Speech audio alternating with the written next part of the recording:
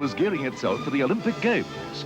Just a few miles from the MCG, HSV7 was preparing for a trial telecast of the grand final.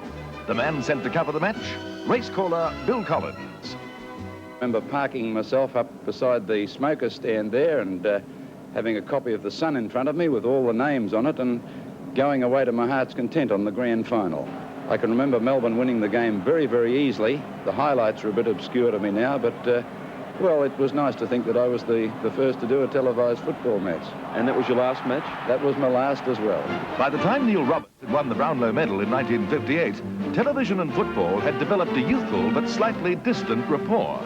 From 1957 until 1959, the VFL allowed direct televised coverages of the last quarter and special news events.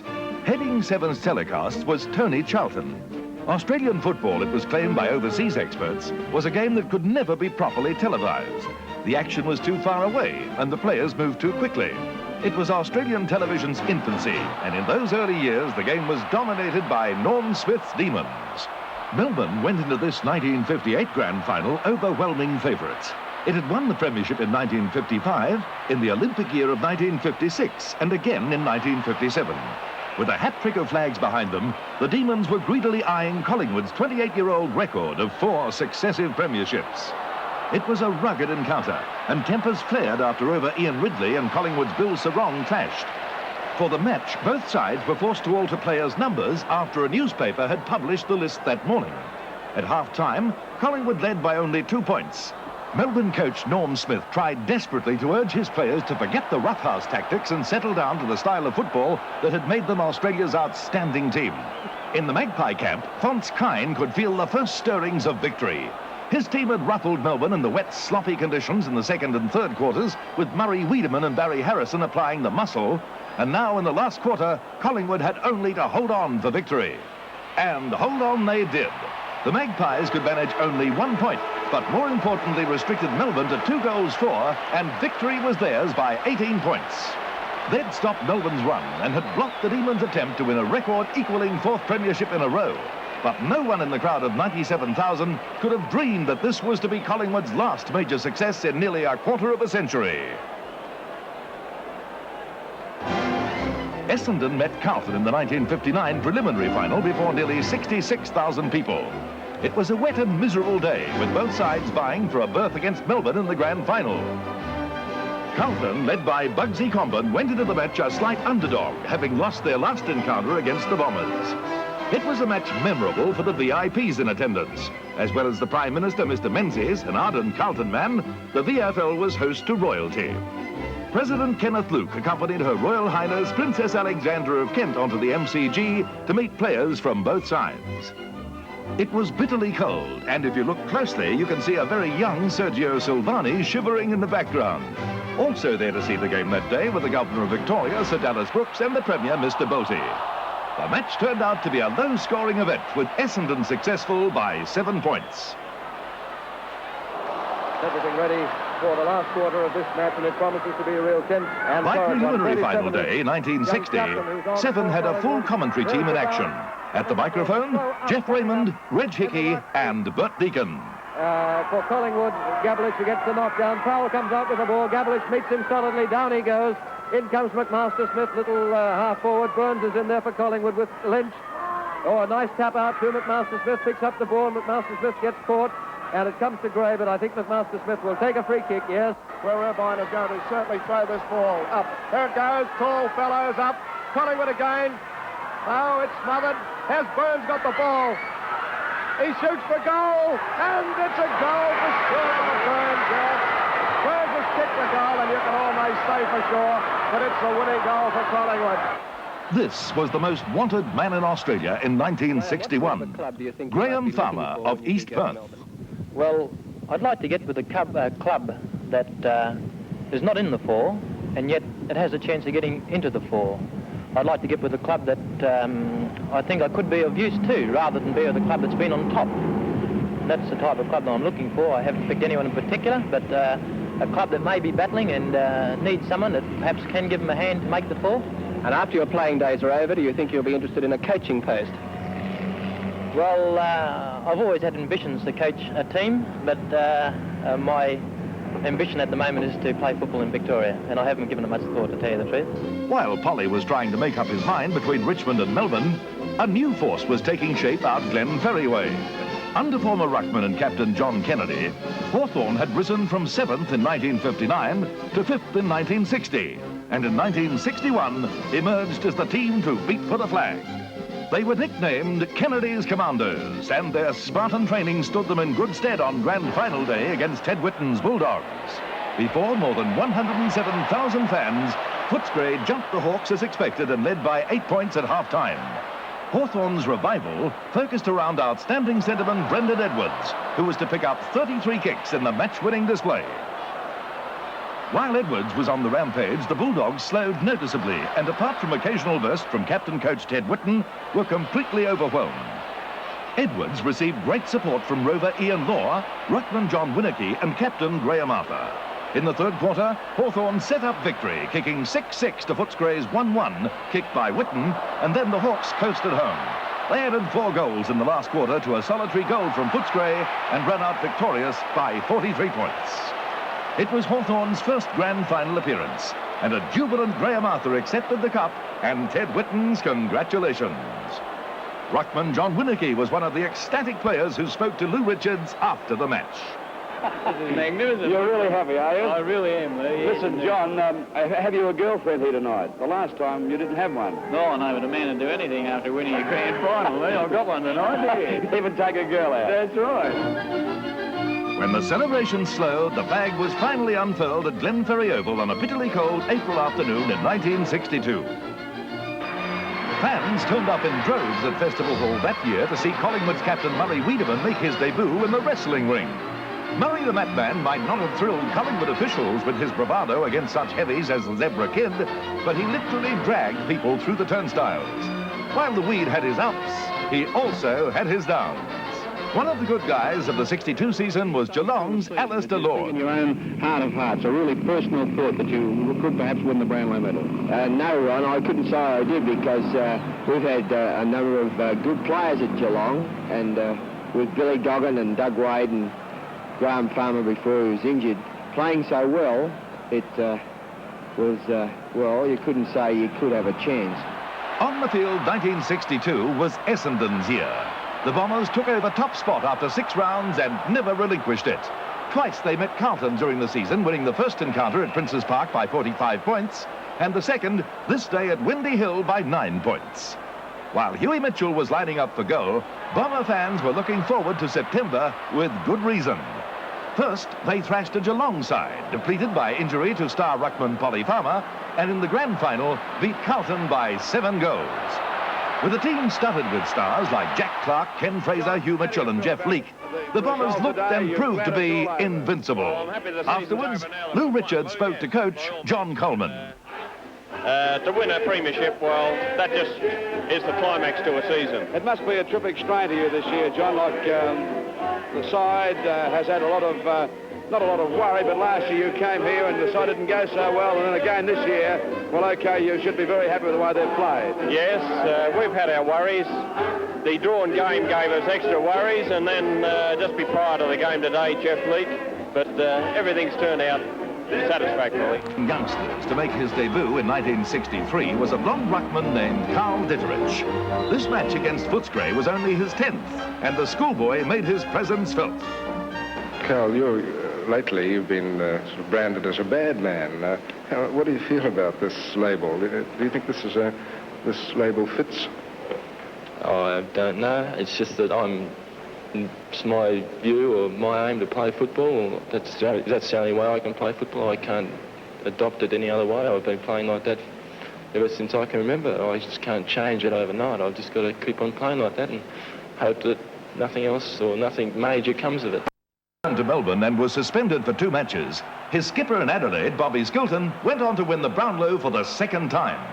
South Melbourne's champion rover had also won the medal in 1959 on countback from St Kilda's full forward Verdon Howe. Even with Skilton in stunning form, South finished 11th in a year made memorable by the Big Cats. His greatest season. His form was phenomenal.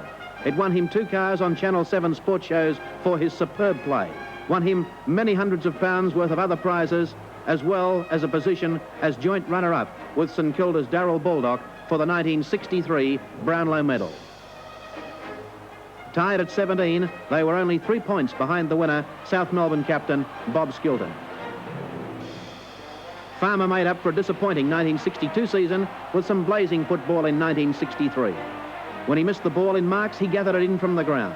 His handball was tremendous, and he fulfilled his ambition to star in a Victorian Football League grand final.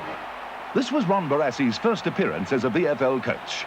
With Norm Smith away in Adelaide on interstate duties, the injured Barassi took over against Fitzroy and guided the Demons to a 67-point win.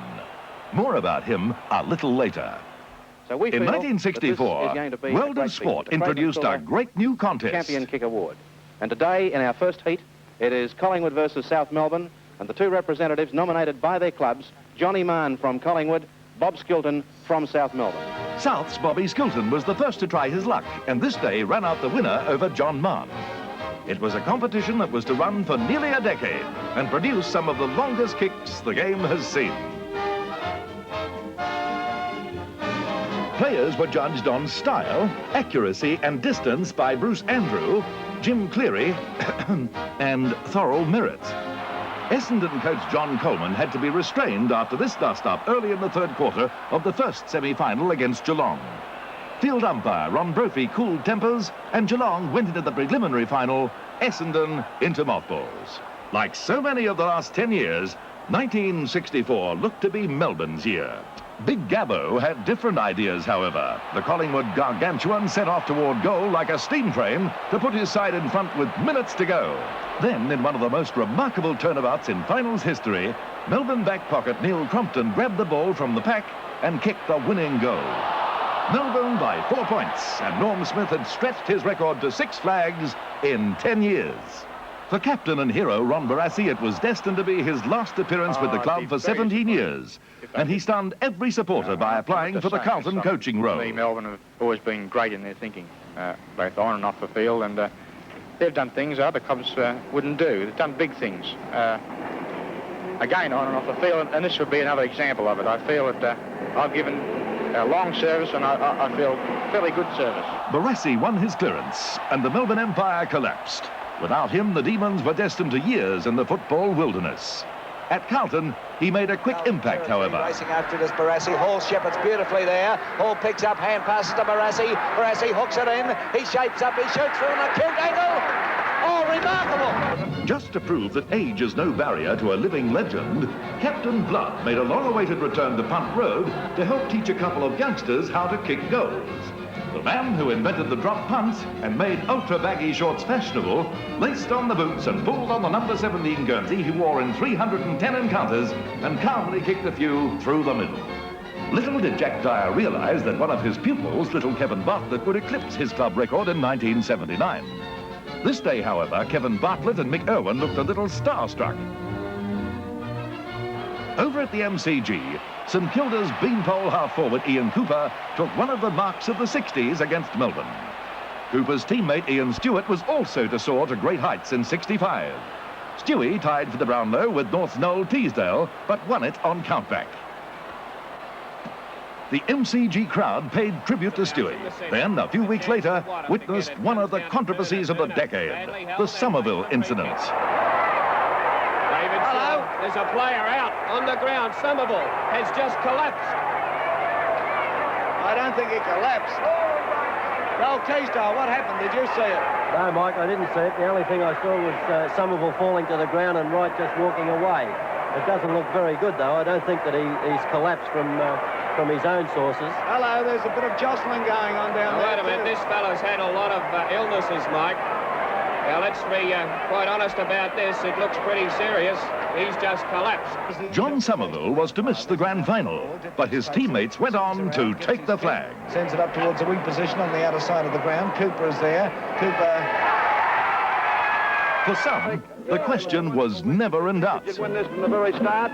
Oh, well, pretty confident. Not overconfident, but you've got to have a certain amount of confidence, you know. We were very confident. 66, and for the only time in 392 senior games, Polly was reported for striking Hawthorn's delicate Des Dixon. The VFL tribunal let him off the charge. 1966 was a hectic year for Big Cow. Against Melbourne, Ditterich sent wingman Brian Dixon crashing to the ground in front of the smokers' stand and got off with a warning. Later in the year, the boisterous St Kilda ruckman was reported for striking Fitzroy's Darryl Peoples, was suspended for 6 matches and missed a premiership berth. At Footscray, captain coach Ted Whitten got the sack in his testimonial year. I was told a testimonial would be run for me. They've had a couple of Sunday mornings and a picnic, Mike, in those 5 years, and it's still going. For the 2nd year in a row, the Brownlow medal was won by St Kilda's brilliant centreman Ian Stewart. It was a great year for both Stewie and the Saints. Runners-up in 1965, St Kilda bounced back to snatch its first premiership in 1966. The Saints weren't used to collecting cups, and Sir Kenneth Luke came close to presenting the trophy to Des Tuddenham. For Collingwood's coach, Bob Rose, it was a bitter defeat. We'll come up, I feel, but hell, spells, it was bloody disappointing today. Neither St Kilda nor Collingwood could keep up with Richmond in 1967. Across the face of goal, right in towards that forward pocket, and a glorious The recruit of the mark year and the mark of the year. Richmond's young centre-half forward, Royce Hart, soars over Peter Walker to take this classic mark. While Richmond roared towards the grand final, they came across one giant obstacle, the immovable frame of John Nichols. Neville Crowe was found guilty of striking Nichols, and the Richmond captain was suspended for 4 matches. To this day, he denies having made contact with his open hand. But Big Nev was there on grand final day to see the action. Colonelli picks up. He tries a long one.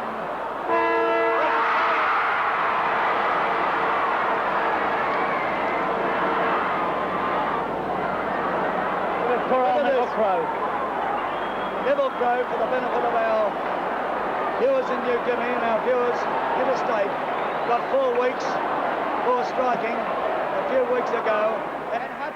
In 1968, 2 individual efforts stood supreme. If that, directly in front. And umpire Jolly waving Collingwood players away. Here it is. Up comes Hudson, concentrating. He kicks. He's put it through. It's 100. And look at him. Oh, it's all over. The relief. The relief. At a battered Bob Skilton took centre stage. I'll tell you one thing, Bob. Here at TV ringside, I can say this honestly, you're amongst friends. Bob, this year of 1968, when you won the Brownlow medal and you've joined 2 other great players in Dick Reynolds and Hayden Bunton, and winning 3 Brownlow medals. At the start of the season, did you think you could do it? Did you think you were going to have a good year? No, this year has surpassed all my expectations, Ron. I make no secret of it. I tried to talk them into the back pocket. For Ron Barassi, this was to be coaching triumph number 1. George Davis, McKenzie takes it, the kick smothered.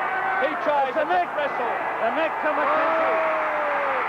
Siren's gone. The siren's gone, has it? Yes. Look at this. We couldn't hear the siren. Carlton are premiers.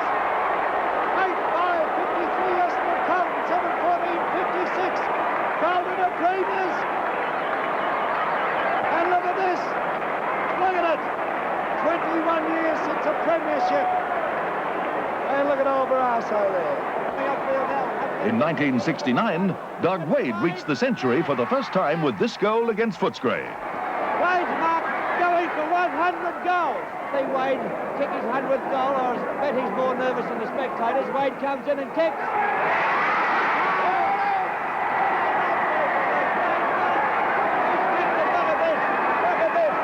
At 31, Kevin Murray was the oldest player ever to win the Charles Brownlow medal.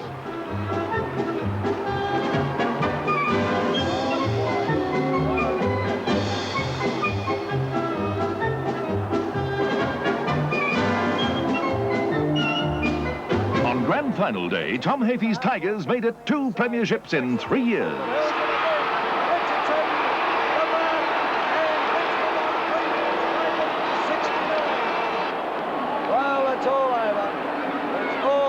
Richmond are premiers 1969. Ron Barassi over there with John Nichols. and they must be very dejected, but let's face it, Richmond were better on the day. There's Tommy Hafey being held aloft. The final scoreboard read, Carlton 8-12-60, Richmond 12... In 1962, the VFL purchased 212 acres at Waverley to build the most modern football complex in the land. After 8 years of planning, building and controversy, the stadium was opened on April the 18th, 1970. 1970 saw the birth of VFL Park and the retirement of Ted Whitten.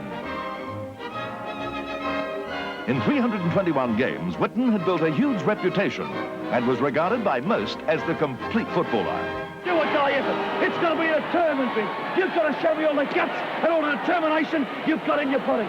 You've got to inspire me with this last quarter bid. You've been in front all day, you've got to stay there. Are you going to sit there? Whitten's players responded to his final address as captain-coach and got up to beat Hawthorn by just 3 points. In 20 years, EJ had been the key to Footscray's success. He'd had run-ins with committees, had tasted the sack, but he always remained the crowd's hero. In 1970, Alex Jezelenko and Peter Hudson were to kick 100 goals. Another to pass the mark was Collingwood's Peter McKenna. Merrigan was trying to hold him out. McKenna, I think, has got too much strength for Merrigan. He's 100 for the season from 45 yards out. He shoots with a drop punt. It's on line, it's through, and here they come. Here they come. The kids are coming on the ground now. McKenna has kicked his 100th goal. For the first time since 1945, South Melbourne made the finals. A key mover in South Rise was centreman Peter Bedford, who won the Brownlow medal from Gary Dempsey and Alex Jezelenko. In the first semi, a record crowd of 104,000 saw St Kilda end the Swans premiership celebrations. It was to be another record crowd on grand final day. 121,000 people saw Collingwood build a 44-point lead over Carlton by half-time. Urgent reshuffling by coach Ron Barassi, 4 goals to little-known reserve Teddy Hopkins, and a heart-stopping finish saw Carlton emerge as 1970 premiers. This was the mark of the year in 1970, and one that is described as the classic mark in Australian football history. In 1971, Ian Stewart joined Bunton, Reynolds and Skilton as a 3-times winner of the Brownlow medal, and the only man to have won it with 2 clubs. Brownlow medal for 1971 to yet another triple winner. Richmond player, Ian Stewart.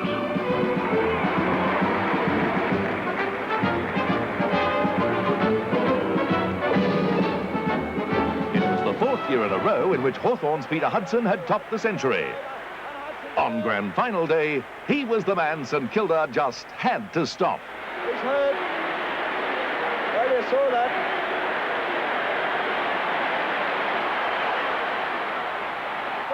With 150 goals up, Hudson needed just 1 more to become the highest goal scorer in a league season.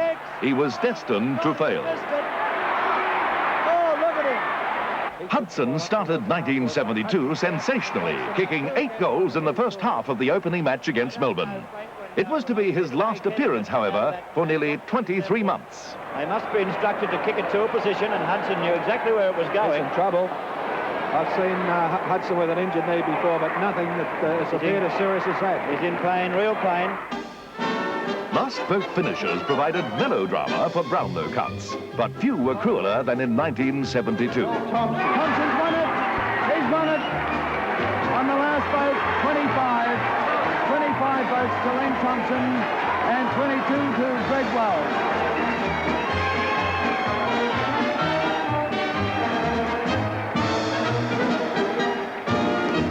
In his first year as captain-coach, John Nichols took Carlton to a premiership and a record grand final score. Jones, a great game, probably the best game he's ever played for the Blues in his whole career, which was the centre of the In the national championships in Adelaide, just a few days later, Percy Jones had the smile wiped from his face by affable Mal Brown from Perth. Carlton lost the fight and the championship. Mal Brown is... By August 1973, Peter Hudson was back in action with 8 goals in his return match against Collingwood. I wasn't nervous, Mike, at all. I was more... it was more of a mystery, you know, as to how the day was going to go, because it's been, first of all, it was so long. Secondly, I'm coming back after a pretty bad injury. And, you know, I just didn't know what to make of it all. The grace of Keith Gregg was one of the delights of the mid-70s. The North Melbourne wingman made the state team in his first year, and in 1973 won the Roos' first Brownlow.